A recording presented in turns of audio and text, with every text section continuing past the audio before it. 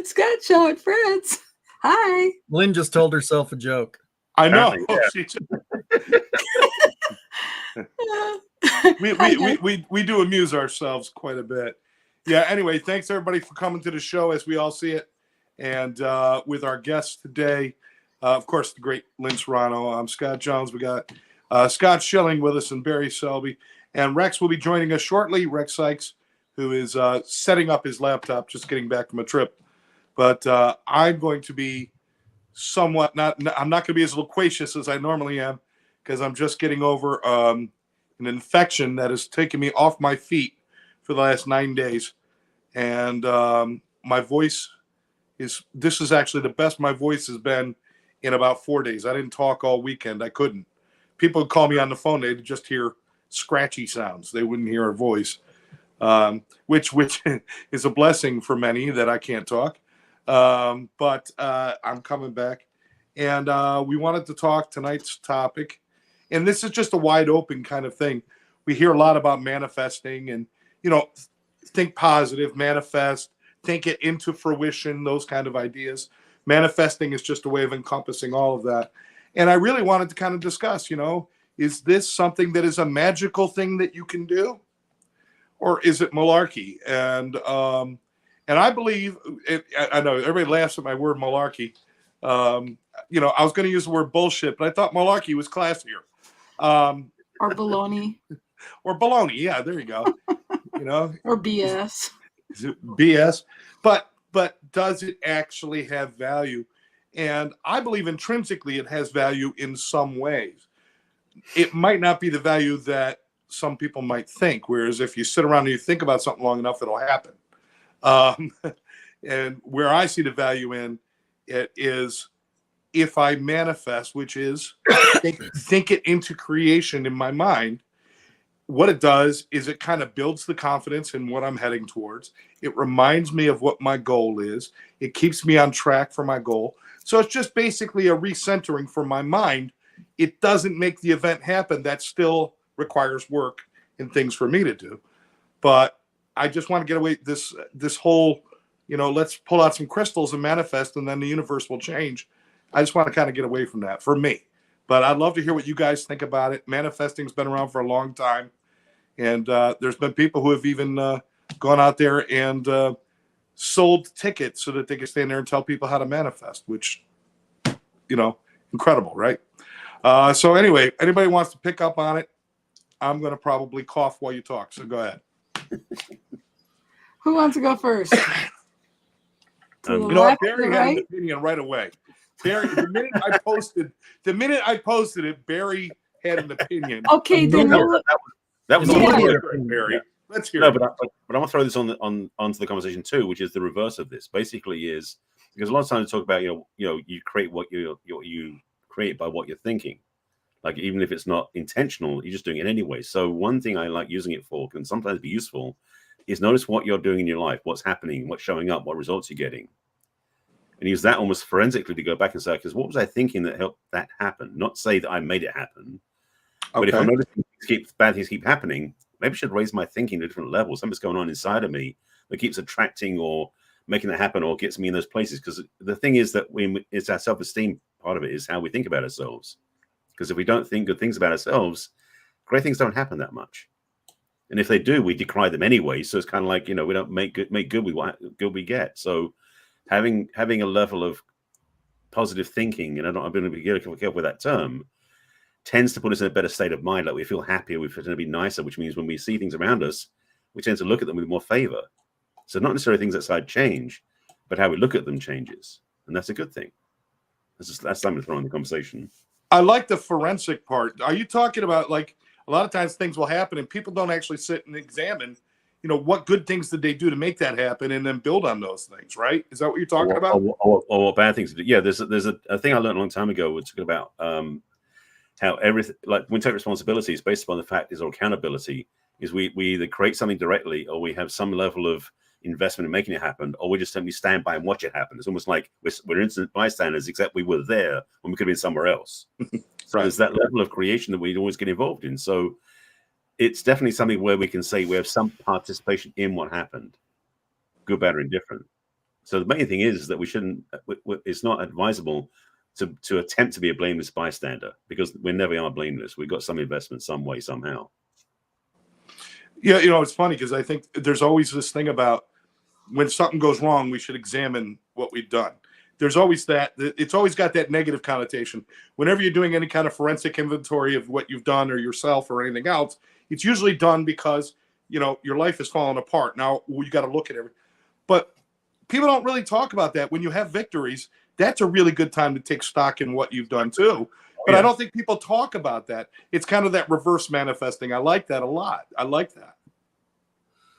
I think there's a big part in that is look at your challenges and review the path that got you there, but also on your victories, because success leaves clues, right? And whether you want to talk about manifesting being magical or whatever, here's what we do know to be true. We know we get what we focus on. And so if we're focusing on a certain result, if we're focusing on certain activities and certain actions, we've got brain, the reticular activation system. We've got things that are bred into us that will take us to what we're focusing on. So it's not, there are folks that, will super manifestors who will, I've seen videos of these folks. I wasn't there in person, but all of a sudden will manifest things seemingly out of thin air. Okay. Was I there to disprove it? No. Was I there to prove it? No. Did I see it? Do I think it's interesting? Yes. Is it something that I'm going to do? No. Right. But I do know that if I focus on certain things will happen typically, and so is that another level of manifestation and being able to do it? I think the reality is we get what we focus on. And if we focus on good things, we tend to get good things. And if we focus on less than good things, we get less than good things. But we get what we focus on, good or bad. And I think that becomes a big part of this whole thing. But Scott, you said something that's pivotal in all of it. You can't, the secret wasn't, I just want to sit here and think about something and it's going to just poof, it's going to show up. No, there's still actions that have to be taken toward whatever that end result or end goal is. So, it's a combination of a lot of things. And there are some people that, this ties into momentum. It ties into, it ties into attitude. It ties into all those things that if you ever see somebody who's in the zone, right, they tend to have more than one of these things all going in the same direction at the same time. Now, is that called manifesting? Could be. I think it's a definition of manifesting that I like to subscribe to for myself. Yeah. It is a way of, like I said, it's a way to you could train yourself, in certain areas by manifesting in a direction or to a thing, and start training your unconscious mind as well as your conscious mind to work towards those things. And it builds confidence and it helps you move past your limiting beliefs too, because part of manifesting is saying I can do it. Whereas limiting beliefs say I can't do it. It's never going to happen for me, but I guess I'll try anyway. Where are you going to go with that? And I want to say hi to Tammy and Darlene, guys. Thanks for always being here. We appreciate you guys. Go ahead, Scott. Well, we're energetic beings, right? And so we're a process of our energy. So we're always giving off vibration. We're always doing that. And the higher the higher vibration is attracted. And that's quantum physics. That's all sorts of, there's scientific proof on all sorts of different things. I remember I was sharing the platform with Deepak Chopra many years ago. And he said, when I breathe out, I breathe part of me. And when you breathe in, you breathe me in. But then when you breathe out, I breathe you in. So we become each other. I'm like, that's kind of gross, dude. You know. Yeah. but Boy. the point well taken, right? That we're all energetic beings, and we're sharing that energy. And what energy do we choose to have? I had somebody, you know, I think today was a day 156 in a row of posting what now wisdoms, and I had somebody out of 156 days, their only comment was, "You smile on every one of them." And I was like, that's the byproduct. What do you? Why? You know, I feel like I'm imparting something of value, and I have fun doing it. And why wouldn't I be smiling? Yeah. But I mean, I think it's funny that the grand takeaway, or maybe it was just the jab, you know, is you're smiling. But again, we talk about this a lot in this, and I think manifesting is that same kind of thing.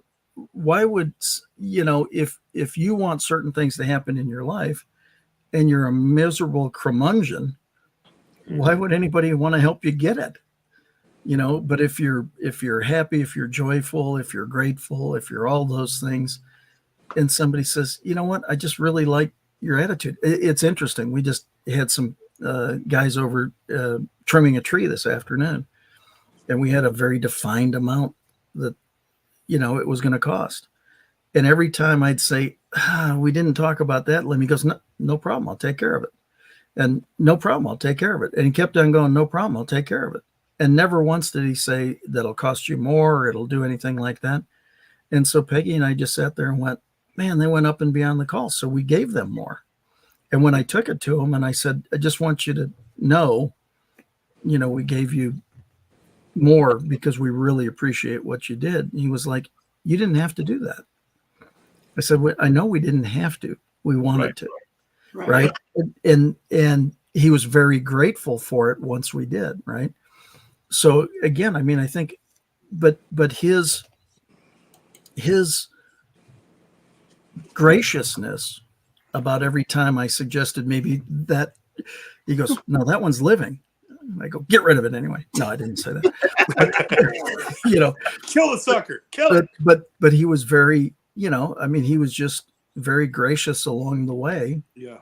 You know, and made suggestions and whatever. And I think that that's a big part of it. You know, we wanted to help him manifest more without him having to ask for it, because he was being the living example of it in advance. Right. And I think that's part of what we can do. And again, we can manifest good or we can manifest trouble, you know? And I think unfortunately around the country, there's a lot of that going on. There's so much trouble going on that it's begetting more trouble, as opposed to people going, hey, let's knock this shit off. You know, let's be good to each other. You know, it's not that hard.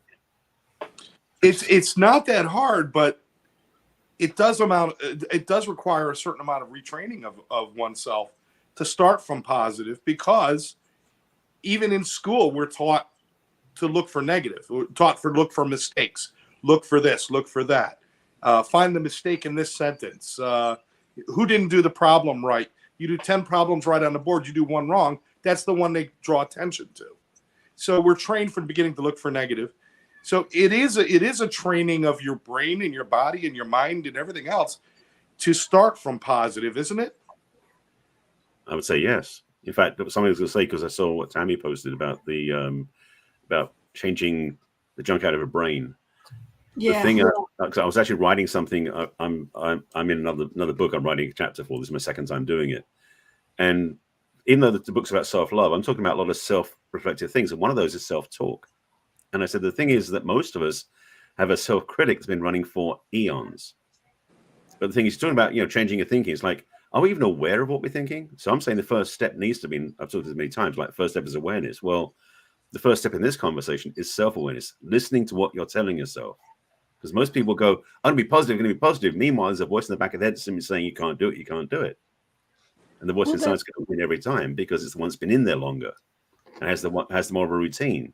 So part of it is, yes, affirmations work and sort of thing too. You know, there's a book out called Afformations with an O in it. I've forgotten the author of it, but it's great ways of framing Noah things. St. John. Thank you. Yes, great book. Yeah. It's an app you can get on Amazon. That's self. It's affirmations. It's like an affirmation, but instead of an I, it's an O. But the thing about it is the languaging is important. But also what happens when you start doing affirmations, one thing I've noticed very powerfully with affirmations is they dig up the stuff you don't want to hear. That's the gift they give you. So you say, I'll make affirmations 30 days, and then you give up because you're getting tired, nothing's happening. It's like, no, listen to what's happening inside, because half the time you do affirmations, the voice that's coming up is the one that goes, I can't believe that. I don't agree with that. All this stuff that is limiting. The good news is when you can hear it, you can change it. Because if you're not even aware of it, nothing changes. So first things bringing things to the it's like shining the light and saying, oh, I see now what this is. So then you start looking at what your languaging is, you start changing what your thinking is. But it takes practice, takes steps, and it does take ongoing effort, because it doesn't do it unless you're a miracle worker overnight. It doesn't usually happen for most people. Yeah, word choice becomes such a big thing. Somebody was saying that to me the other day. They said, you know, there's just a certain way you describe something. I had never heard that before, and now it's kind of, I can't unhear it. I mean, I'm starting to right. I'm starting to say it in a very similar way. And I said, it's a process of learning a thing at a time, and putting it into action, putting it into play. Right.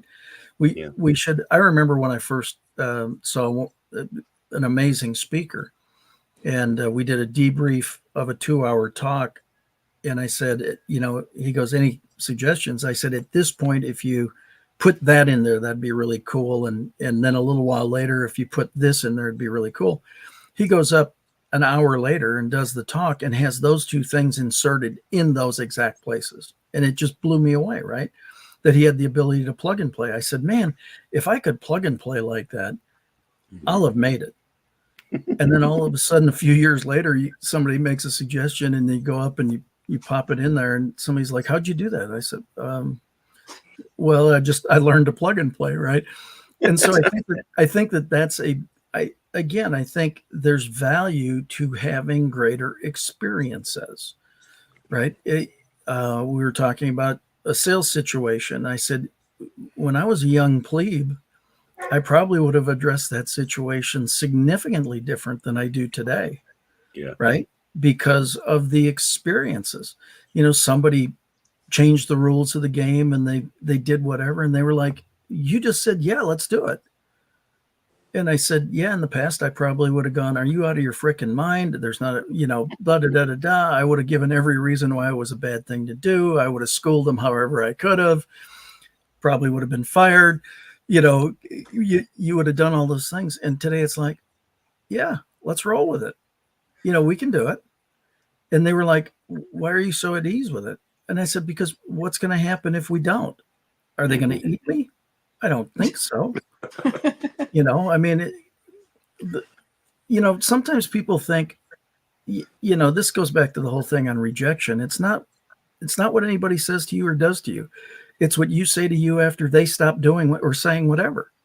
Yeah. Right. You're the only one that can do that rejection. And I think it's the same thing here. There are going to be some people that watch this show that go manifesting, oh, this is malarkey. In fact, we should use a stronger word than that. I mean, this is, you know, da da da da da da da. You know, what a bunch of mumbo jumbo and voodoo in the universe and da da da da da. God bless you. Rock on. for those of us, yeah, for those. Well, that's, you know, it's SWSWSWSWN. Some will, some won't. So what? Someone's waiting next. Yeah. You know, right. You know, just get through it. Right. Yeah. I mean, to what level? I mean, I have seen videos of people manifesting things out of air. Thin air, yeah. Now, was I there? No. Can I verify that happened? No. Was it pretty cool to see? Yes. Do I think it could have happened? Why not? Are there any things that I don't know? Yeah, there are plenty. So why would I not go, is it possible? Right. And I think that's the thing that over time you start to learn. And we talked about it a few weeks ago. The question, is it possible? Yeah. Is it possible that could happen? Is it possible that if I focus on something that I could manifest it, I could get that phone call, or that person might just happen to call me if I start to think about them. Or is it possible? Right. It sure seems anecdotally that it happens a fair amount of times. So why would you go against things that are for your good? If the world is conspiring for your good, hint, conspire for your own good.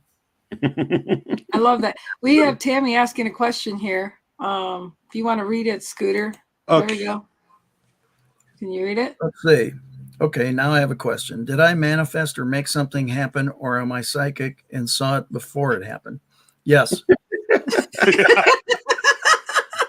So, well, but again, it's interesting. I'm fortunate. I'm sure you guys have these folks in your life. I have a lot of intuitives that seem to walk in and out of my life, right?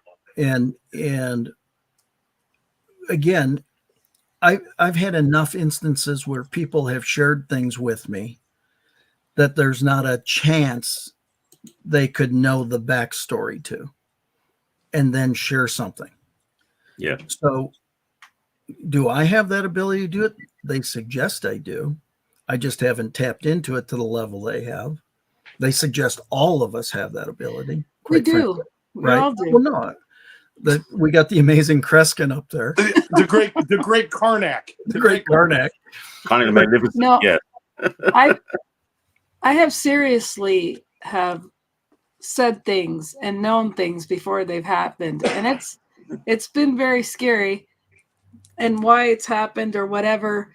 But I think we've all at one time had premonitions or seen things or felt things or knew things or had a feeling before we heard the news. So, well, that's the thing is we've had experiences. I think all of us had that deja vu moment, which basically we think that's like, how did that happen? First of all, it's like, why question it? It already did. You know it happened because you suddenly felt thing happening earlier, whether you dreamed about it before or downloaded it before or manifested before. The thing about it is it's cool, frankly. And so for me, it's like, I always go, that was cool. So I can almost like affirm it's going to happen again, as in being welcoming to it. Because the thing is, like you were saying, Scott, is being willing and having the possibility. And the thing is, it's like, the thing I have an issue with myself, maybe it's my own personal thing, is when people are certain about something happening and it doesn't happen, they crash and burn. But if you hold it more gently and less of a tight, death grip, of being, it's possible it can happen. I look forward to it happening. I'll be open to it happening. And if it does happen, great. If it doesn't happen, you're okay with it. It's almost being detached enough to allow it to do its own thing. Because the challenge we have oftentimes is we think we want something, but we make it so contrived, so contained. The universe is going, I got this thing over here. It's much bigger than that if you just make some space for it. But we don't do that. So being I think the other side of that barrier, or the extension of that, is it's still on its way. It's just because it hasn't happened today doesn't mean that it's not happening, right? That like you say, and I think that's where, when you become willing and open and allow things, people will say things and they'll go, here's the bottom line. We all have a gut feeling of things, right? There's always to whatever level of we use that, or you get this impression. Well, who am I to say somebody doesn't have that impression 100 times greater than I have? Right. That'd be kind of silly, right? And so we all know that we have that we all have intuition. It's just how tapped into it are we? How willing are we to expand it? Do we really? I mean, I've seen too many people, look at Teresa Cabuto, the Long Island medium. And believe it, don't believe it, whatever. But there's, John Edwards. And yes, maybe some of the stuff is showmanship and whatever. But at the same time, there are instances where all of a sudden information becomes available that nobody knows. Where did it come from? Well, that Teresa Caputo is a good example. I saw her live twice. And the first time I was so excited, I got front row seats, not realizing she does her show out in the audience. I had the worst seats in the stadium because I had to turn around and look behind me the whole time. But she has a gift. Some of it is showmanship, absolutely, because you got to play it up. You got to build you.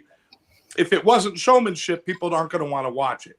Right. But there is an innate skill to walk up to somebody and know what, to be able to have that kind of empathetic connection, to have those kind of connections with people, to know this is somebody who has felt loss. This is somebody who has done it. And I believe that's a skill that is inherent in some people, but not all, but it could be all, but some people have fine-tuned it. And she's a great example of that. Do I think she's actually talking to the other side? Personally, I don't think so, but I don't think she has to, because all she has to do is talk to the person in front of her. That's the only connection she had to make at that time. So, but hey, she might be. I don't know. I learned everything about manifesting from a TV program from when I was very young. It taught me about manifesting, and it taught me about sexual fantasies. It was called I Dream of Jeannie. And right. Tammy and I are going to say hi to Rex right now. Hey, Rex. He's back from Los Angeles. He's down in the Central Zone. Thanks from for the hustle, Twilight buddy. Zone to the Central Zone. And I'm eating. It's okay. Well, I was up at 2 so that I could leave at 4:30, and ended up leaving about 3:30, and then sat in the airport for a while, and they didn't. Where I sat, they didn't have any food, so I just.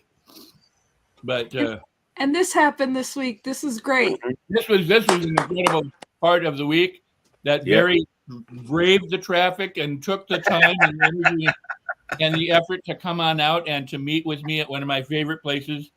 And I just walk across the street, and he drives from Culver City. So, I mean, it's awesome. No, I mean, I feel very, very humbled and honored that happened. And I appreciate that. Hey, Rex, you flew all the way to LA, so I didn't feel that. I did. Well, I did. And I flew there. Yeah. So you're right. Yep. That's awesome. And I wanted to see Barry on Sunday morning at the church, but I had another commitment that I had, kind of went like that. And so it didn't work that I could go next time, of course, next time. But regarding your topic, which I'm going to intuit. We just did it right there. It's all poppycock, right? It's all poppycock. It's all baldy ash, poppycock, malarky. It's malarky, not poppycock. But no, here's the thing. Because something can be faked doesn't mean all things are faked. Mm-hmm. This is the thing that happens with like a magician or somebody who goes, oh, I can spot fraud, so everyone who does this is a fraud. Well, not everyone that does it is a fraud. Not everyone that does it is insincere. Not everyone that does it is genuine. But you know what?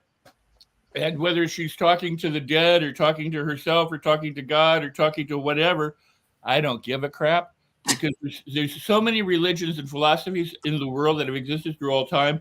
For me to say that one's right and this one's wrong and that one's so if she thinks she's doing it, or if that's her showmanship, or if that's the thing that she's presenting in order to be able to deliver other messages, because some people believe in whatever she's doing, whether she does or not, she can still be a powerful instrument for change. And I'm not just talking about her, but any number of people who are open. We all are channeling when you think about it. Nothing you say, I mean, you don't have to plan most of your words. They just kind of come out of your mouth. So when people tell me they're channeling, I go, yeah, big deal. I mean, I don't say it in your face, but they tell me they're energy healers. So we're all energy. So to say you're an energy healer is kind of redundant. To say you're a healer is redundant, because all of our bodies heal. But they're saying, well, I use energy to help somebody else. Fine, so does a doctor. But so if you're going to say, well, Western medicine or Eastern medicine is better or worse, or a doctor's not spiritual because he's using Western practices, but I'm spiritual because I'm laying on my hands and I'm chanting. You know what I mean? I mean, we get caught up in kind of frivolous arguments a lot of the time that have nothing to do with the merit of whatever's being practiced. Or the titles, right? They get stuck with the titles. Yeah. Yeah. Hey, I'm wearing my presidential pin. Okay. Congratulations. No, man. What I'm saying is, I got this medal, I got the pin, I got a certificate, I got a letter, I got whole thing. I'm not going to be walking around with the medal, holding it up. I'm not going to do the. This is my. Not for more than a week. Please.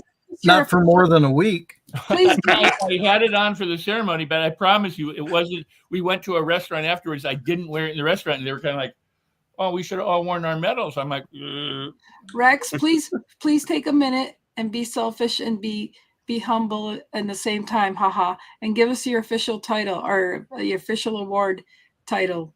Well, it was a Presidential Lifetime Achievement Award for, I think, for volunteering, if I remember right. I mean, I don't remember that, but it was for the baseline was like 4,000 hours in order to qualify. My letter said 5,000 hours, so they missed about 20,000 hours, but that's okay. a presidential award nonetheless. No, but no, I'm very honored. And some people go, I mean, what's amazing is the people that don't like Biden still liked me and said, "Wow, how cool that is to get acknowledged from somebody that I don't really like." But I mean, they didn't say it that way. But I know who, I know who likes who and who doesn't with some of my friends. So if they didn't like Biden, they were just as well. It's a presidential house. No, but I mean, they were just as. Now George Bush started this practice in apparently 2003, and it's gone ever since. So it's gone through Republican presidents and Democrat presidents. So, I mean, I'm honored. The people who also got awards, they're honored. We honor each other. And it's not the award. That just happened because somebody decided to acknowledge it. It's the spirit in which all of the people who have received the award or who never will receive award are doing the volunteering and working for the people around them. And it sounds like, like, oh, what do you do? Do you go? Well, like Barry does a lot of volunteering. But, sometimes we think that volunteering must mean, we go somewhere, we hang out with a certain group of people and we do something for some other people.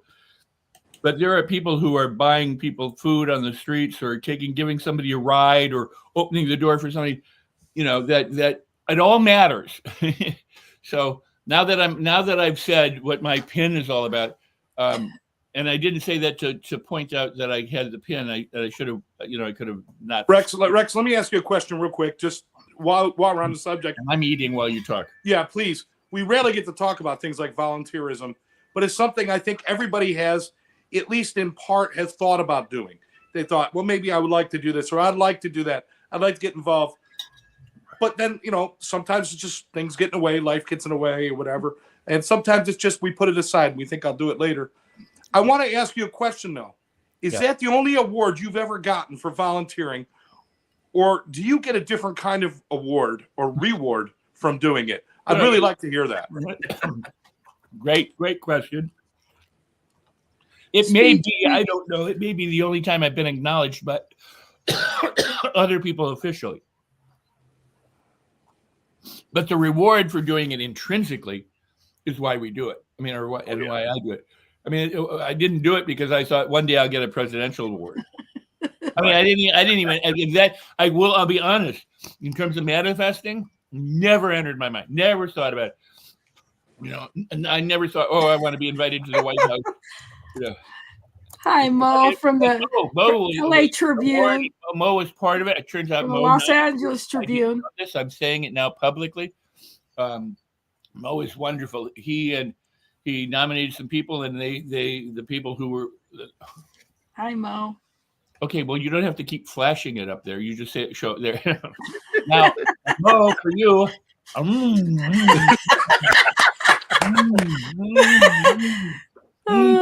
That's what you get. That's what you get. I put my mouth full, and the food will fly out and hit the camera.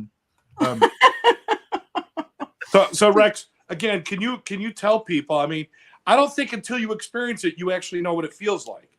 I don't think anybody goes in and really knows. You might be able to explain it. But wait a second.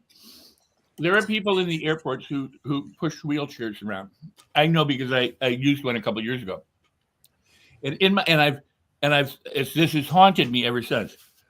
So they did it, and I thought it was a service provided by the airport that these people were paid to do this. So I said, thank you very much. I don't carry any cash on me when I'm flying, that kind of thing. And they left. They didn't say, well, screw you or anything. They just left. They have a good day and took off. This year, I learned that most of them, that's a job, but they get paid by tips. So I stiffed these two people, and I've thought about it for 2 years now. I go, gee, I wish if I could go back and do anything, I would give these people money. And the way I found out was I was talking to somebody and said, do these people get paid? And some do, apparently, depending on where they are, and get tips, and some work just for the tips. But I would take that job. I would take that job in a heartbeat, paid or not, because you know what? You're walking through the restaurant. See what you did with that flash?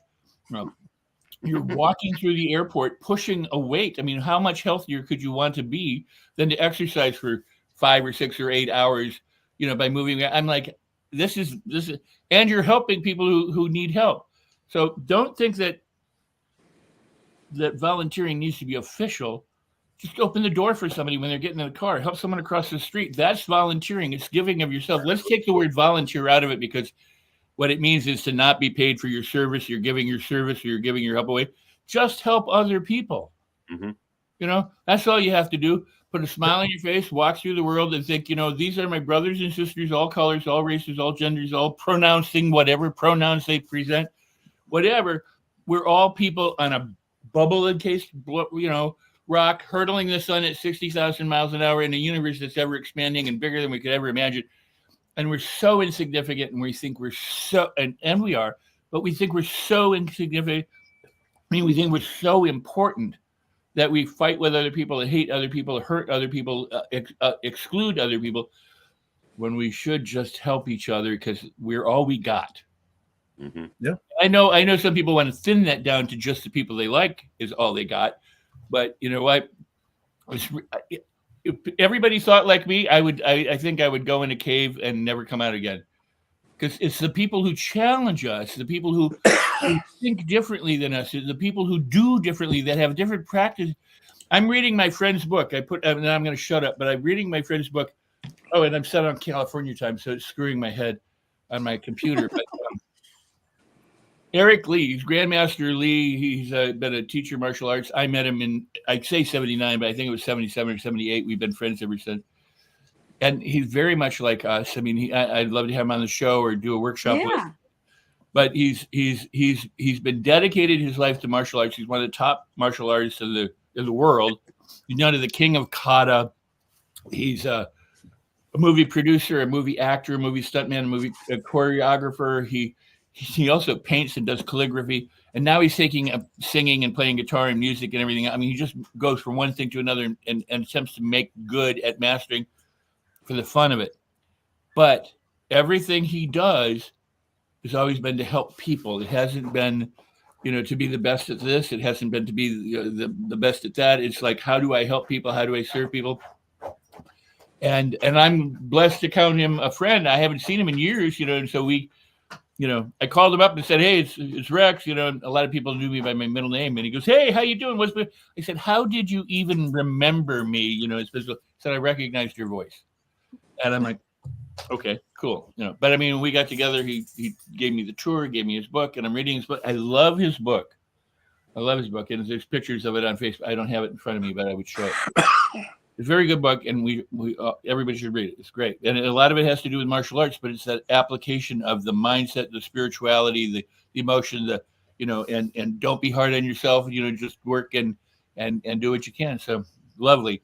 And I'm surrounded by lovely people right here. Thank you for the acknowledgement and everything. But like I said, the fact that I got the award is monumental in my life, because I'm very honored to get it. But there are people who do far more than me, and they've never gotten an award. So it's very humbling, the whole thing. Wow. Thanks, Rex. We appreciate that. We appreciate what you do and all the things that you do. And yeah, next week, everybody bring a sandwich to the show. Nice. The sloppier, the better. I could turn the camera off. I would normally do that, but you're fine. What? No. Hey, we can call it my dinner with Rex. Hey, here you go. Before I go any further, I went ahead and got this. Here you go.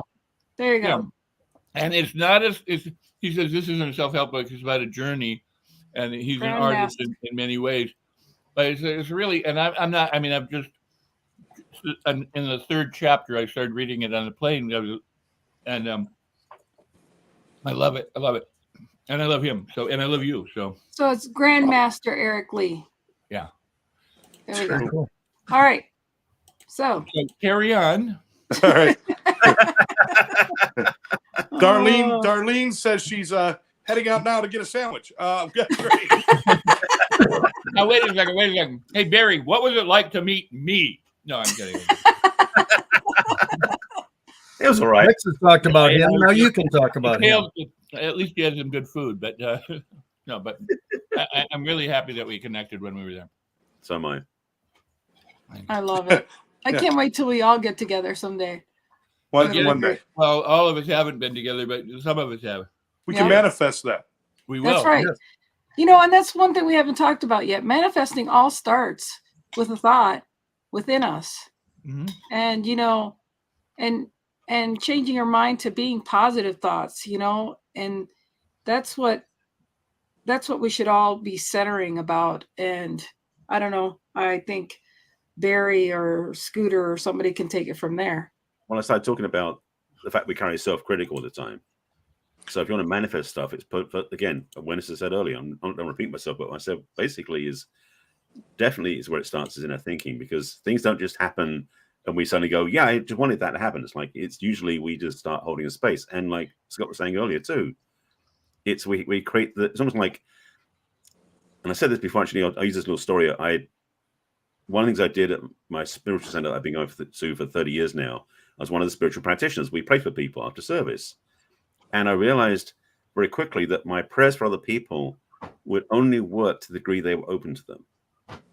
Like, I would know for sure they were saved, they were healed, they were what they're working on, you know, got the job, whatever it was. But they come back week after week asking for the same prayers, like something isn't working.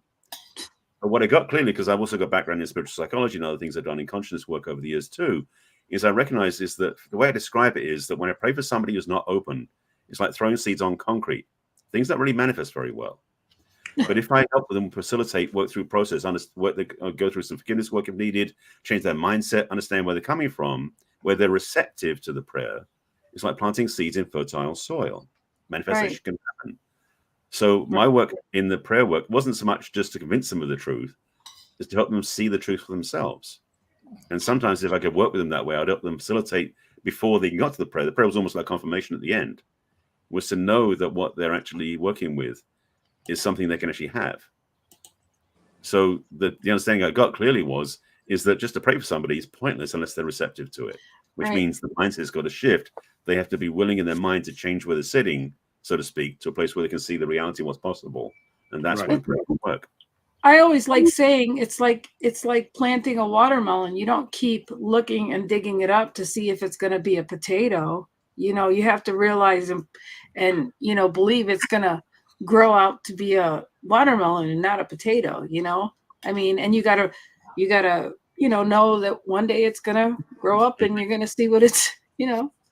Well, we talked about in the class when I was taking the classes about what we call spiritual mind treatments, what the framing was, is we talked about it basically being that the prayer work was basically planting a seed and then letting it grow, because like you're saying, it's like you don't dig up the seed every 2 seconds to see if it's growing or not. Yeah. Because that's the problem with manifestation. People sometimes think, like you were saying, Scott, like it hasn't happened yet, hasn't happened yet. It may be on its way, but you don't know that because I was joking. I just say that spirit doesn't wear a wristwatch. It doesn't know time like we know. Well, time. you know what? It doesn't work. As long as Amazon been in business and people go on the catalog and order, they forget that it takes 2 or 3 days for it to be delivered. Well, that's the thing. That's Amazon. That's not spirit. It's a different organization. But I'm talking about an analogy. You go and order something, it's got to be delivered. Same concept.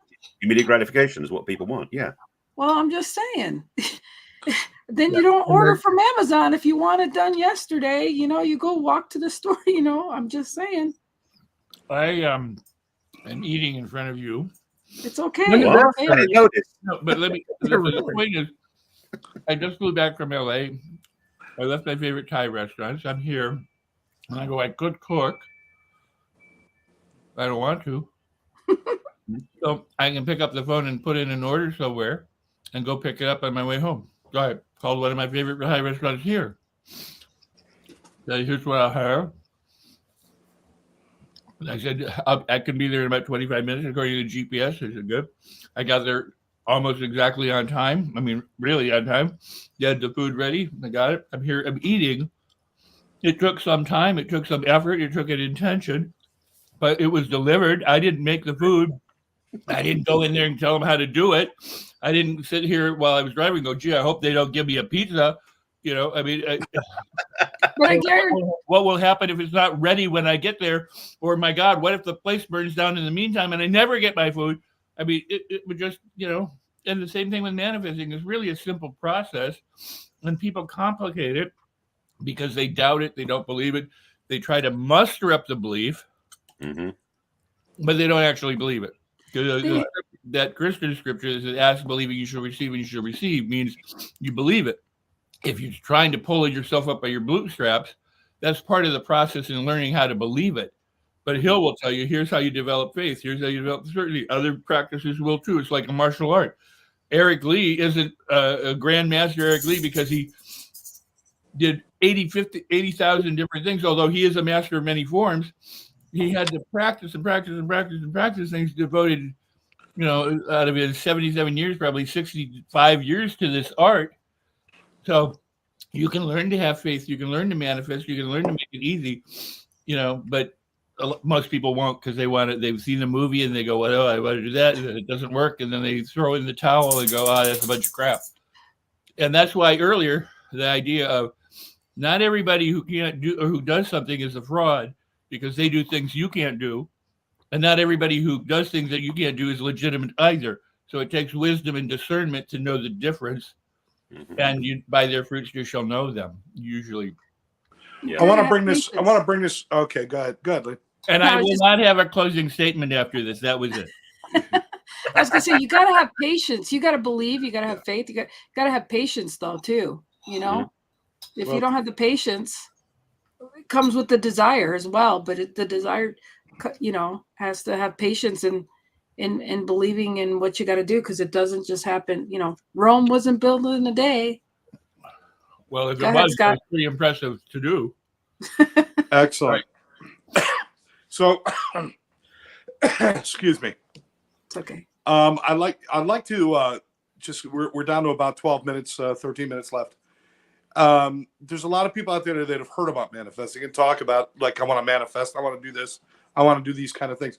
We talk about a lot of these things, and sometimes I think that we forget there's a lot of the general public hears about them, but they don't really put them into practice, so they don't do them, or they want to, but nobody gives them a real simple guide.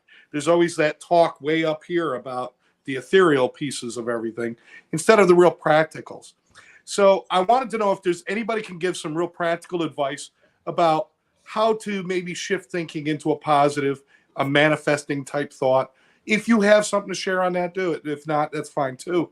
The one thing I want to share, first of all, and I think the most important step, if you want to practice manifesting or focus or whatever you want to call it, is to make sure that you know what you want. Mm-hmm. If you only kind of want something and you're not really overly interested, but you figure, I'll just manifest it anyway, it's got no power, it's got no teeth, there's nothing to it. It's got to be something that you want. And so before you spend time thinking about what you're going to get, think about what you really want first and what you're willing to work for.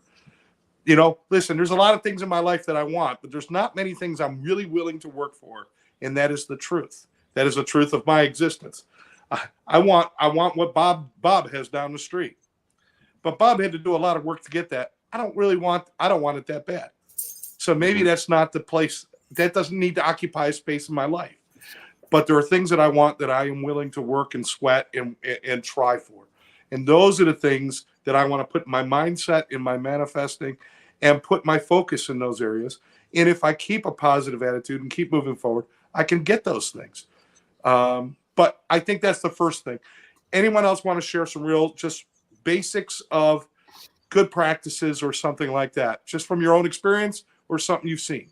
And Scott, can somebody answer this real quick, or wants to answer? I've heard that saying "I want" means you'll always be living in lack. Because when you're saying you want it, means you don't already have it, so you feel like you then live in denial of it. So it's right. a separation from the thing. So that's the language, the key thing. But I want to say one thing. After I said about the prayer thing, we call it spiritual mind treatment. There was a thing we also said in like a slang in our class. So it was a treatment. So he's like spiritual mind treatment. So you know what you do? You got to treat, then move your feet, meaning that you can pray for somebody, but then you've got to take action from it. Yeah. Because like you said at the beginning, Scott, you don't sit in your room meditating and someone's going to come to your door and show up the thing you want. You actually put some effort in. Now the thing is, and I also love this one too, is sometimes you got to take a step forward. Well, spirit takes a giant step towards you if you're really clear about what you want. Because you said, Scott, it's true. Be clear about what you want, because if you don't have clarity, the universe, spirit, whatever you call it, doesn't know what you want either. So the clearer you are, the better. Key thing being, though, be clear about what you want and be open to something better. So you don't contain it either, that controlling thing I said earlier, because that's the trap we fall into. So yes, take action, take steps, but also watch how you think about it. If you think you're never going to have it, you're never going to have it. Then you got to work hard for it. You'll have to work hard for it. So watch what you tell yourself, because that's part of the battle too. Absolutely. Boom. So I'm intrinsically a liar, and I can embrace my contradiction. So I'll speak one more time. I appreciate your transparency. Yeah, no, and I'm an asshole on top of it. So All of the above, yeah. all of the above, yeah. No, what I think, think about it this way: how many people are aware of this show, and how many people in the world don't know about this show? A lot of people don't know about manifesting in the same way. We're a part of an intrinsic group of people who understand some of these concepts. Most people don't, but that doesn't mean that all those people who don't know about it aren't manifesting. See, here's the thing: we're always manifesting. It's just, what are you manifesting? You're either manifesting for your good or not so good, and that's very important for most people to get. But most people who don't know about this show, don't know about manifesting in the same way that you and I understand it, or think about it, or practice it, or whatever. Think about this for a second. I don't really want to be political, but I'm going to be, because I am. And we love you. What is one of the most abhorrent phrases you hear today coming out of people's mouths that people go, stop saying that? And that's thoughts and prayers. And why is that? Because instead of taking an action, they're saying, well, I'll just send you my thoughts and prayers. So the problem exists that people still suffer, and there's really nothing being done to it other than saying, you know what, I'm going to pray for you, which is great. I'm not saying that's not a good thing. But what you said, treat and then move your feet. The moving the feet is the part that's missing in so many of the platitudes that people utter today to try and bring comfort to other people, or solstice, or help, or whatever. And it's the action. Jesus fed the 5,000. He didn't say, I'm thinking about feeding you. How was it? I'm guilty, because I do tell people thoughts and prayers all the time. No, and I don't mean to say. Just saying. The statement may be well intended, but it's what happens after the statement is made, or when it is. Again, not everybody that's legitimate is a fraud. Not everybody that's fraud is legitimate. Not everybody who says thoughts and prayers has it come from the heart. Not everyone who says it or doesn't say it doesn't mean that they isn't heartfelt. So right. I mean, I'm not trying to I'm not trying to make a bad thing out of something. I'm just trying to say, if all we do is give lip service to something without the action. And I'm tying that back to what Barry had said about manifesting, because if all you do is think about it, but you don't bother to help bring it. I mean, it's not the help that you bring it about, but it's, you can sit in your room all you want and hope for, well, I will tell you a different story. I did hope for the person to sit next to me in the plane today. I went, I want that person sitting next to me, because it was a petite woman. I didn't want somebody because I'm fairly large. I wanted to be of comfort. And I went, so I'm on my phone, and she says, could I have that seat? And I went, I was saving it for you. And she goes, and I go, you don't know how much I was saving it. And then I said, well, look, I don't want to creep you out, so go ahead and sit down. But, but it's true. I mean, it was absolutely true. I was like, boy, if I had my choice of all these people, that person totally was. And I didn't. I mean, I forgot about it. But that's part of the thing about manifesting. The thing is that Rex, that's a healthy way of being selfish. Well, true. I got what I wanted, and it was pleasant, And she was happy too, probably.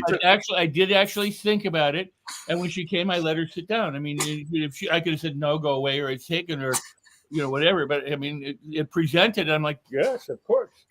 Actually, it wasn't romance. I didn't hit on her. I mean, it wasn't any of that stuff. Although she was worth hitting on. I mean, I'm not going to. Charles, I'm so glad to see you. You've been in my thoughts for a long time. So glad. Rex, something you said there.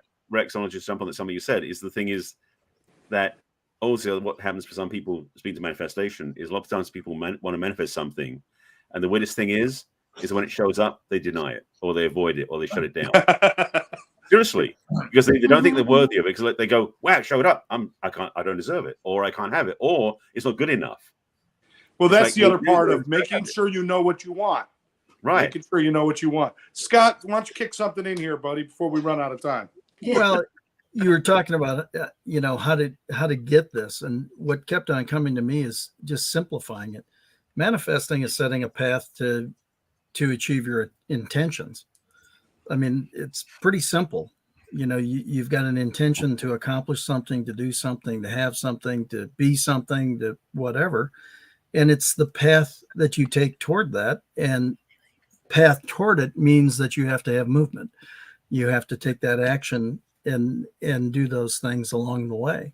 And so, again, I mean, I think there's a lot of different ways to do it. And you can sit and you can bear down and focus on it, which I don't think is very fun, or you can just kind of feel it and be it. And, again, we talk a lot about being nice to people or smiling or whatever. Just be that, just, you don't have to, there's no particular action you have to take if you be that all the time or as consistently as you can be. So I think manifesting is much the same way. It's just, it's setting that intention and creating that path to allow that to develop and show up. And the reality is, whatever you have received, you have deserved because it showed up. So you have earned that in some way, that it's all come together. Anyway, so you don't have to take any particular actions except take action, set the intention, take the action, and be open to it arriving. And, Barry was talking earlier about the parable of the sower. I mean, the more fertile you make the ground, the more the seeds are going to grow. They're not going to grow on rocks. They're not going to grow with thistles. They're not going to grow, with birds of the air stealing them. But, cultivate the ground, cultivate the mind. It's going to be amazing what happens. Absolutely. Guys, it's been a great discussion talking about manifesting. I really love the point that was made. Barry started it. Scott picked up on it. Rex, you kind of put a bow on it about, people, you're already doing this, and what you're drawing to you, you're drawing to you. And being responsible for that is probably, something that's very important. I think it's one of my favorite authors, again, Barry too, Richard Bach, who wrote, everything that is in our life is there because we have drawn it to us, or we have put it there. We have put everything in our lives for a reason. What happens to me doesn't happen to me. It happens partially because of me. And there's always my part. So part of learning about manifesting in the future is about figuring out what I've done in the past. What did I do to bring the things I don't like? And what did I do to bring the things that I do like, and work on those areas? That's just me. Everybody's going to do this on their own. And you know what? You may look at this and say, this is all bullshit. This is malarkey. This is, it's garbage, whatever. It's fine. It's fine. I will say there's no problem with that. Just be happy, be kind, and do the next right thing. That's all we have to do. Yep. Let's see. Tammy's taking off. Thanks for joining us. Love and hugs to you too, Tammy. Thanks to Tammy. I would propose a topic for next week. Please. Yes. What are you good at manifesting? Oh, People are good at manifesting experiences or money or houses or cars or loved ones. I mean, that's a homework assignment for anybody who watched the show who can put it in the comments below. Yeah. Love it. Yeah. Love it. Yeah, I love that. What are you good at manifesting? Perfect. Again, Tammy, Charles, we've had Al with us, and Darlene, and everyone else who has joined in momentarily. Mo, thank you all for joining in and joining us. And remind you, please share this with your friends, subscribe to the channel, and leave your comments. It's very, very important. Important. I've run out of oxygen. I'm done for the night. I love you guys. Thank you. Hey, y'all. Thank you. Welcome back. I'm glad you're safe and sound, Rex. We love you. Thank you. And happy birthday to Barry on Thursday. And John, that's not here tonight, we love you and happy birthday to you. Happy birthday, John. Bye. No, wait. Let me. Keeping me. What? I want to say this to Barry. Are we off air or are we? No, not, we're still live. So here's the rule.